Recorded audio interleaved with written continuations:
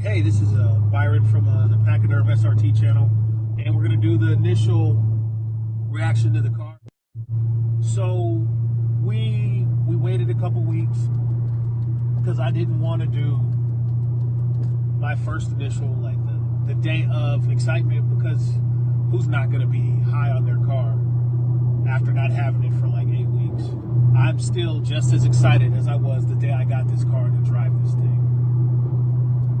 Completely happy with how this project turned out. The turbos are legit.